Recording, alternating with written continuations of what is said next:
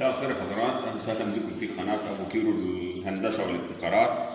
موضوع حلقتنا النهارده عن فتح كرتونه غساله فريش 10 كيلو جامبو بتاعت اطفال. هي يعني هنفتحها مع بعض ونشوف مميزاتها وعيوبها.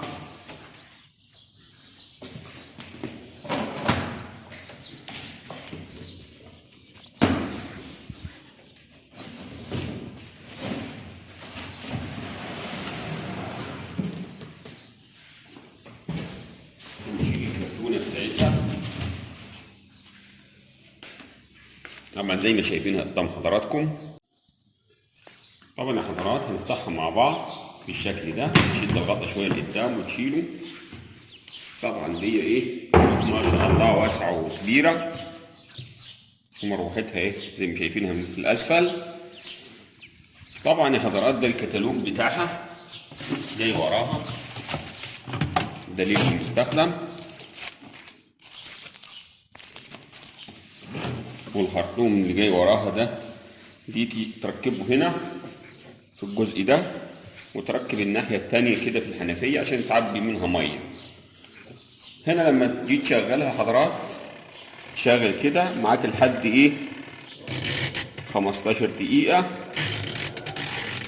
اهي، وتقعد تلف لحد ما تفصل كده الدورة بتاعتها دي. هنا تصريف المية كده لها موتور، وحدة الصرف بتاعها. الصرف لازم انت تخليه في البيبة، ما تخليهوش كده، لازم تخليه في البيبة عشان بعد ما تجي تخلص منها تنتهي من موضوع الغسيل ترمي ده في الارض وتلافف ده، المية بالموتور هتطلع بره كلها. لما تيجي تعبيها مية يا حضرات لازم تعبيها لحد حرف الام ده،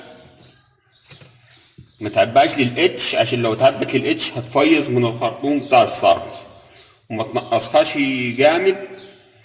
يعني دي المتوسط احسن حاجه لحد حرف الام ده. وده الفلتر بتاعها، يعني لو عشان ما يسربش اي رواسب تروح في المروحه بتاعت الموتور بتاع الصرف وتسكره. ودي انها ما فيهاش نشاف ولا سخان، انما هي عمليه ومخصصه للحاجات الصغيره كده، مش حاجات كبيره. وبكده حضراتنا وصلنا لنهايه الحلقه بتاعتنا. فالعجب الفيلم يا ريت تدوس لايك ويعمل اشتراك للقناه، والى اللقاء في فيديو جديد. كان معكم ابو كيلو الهندسه والابتكارات.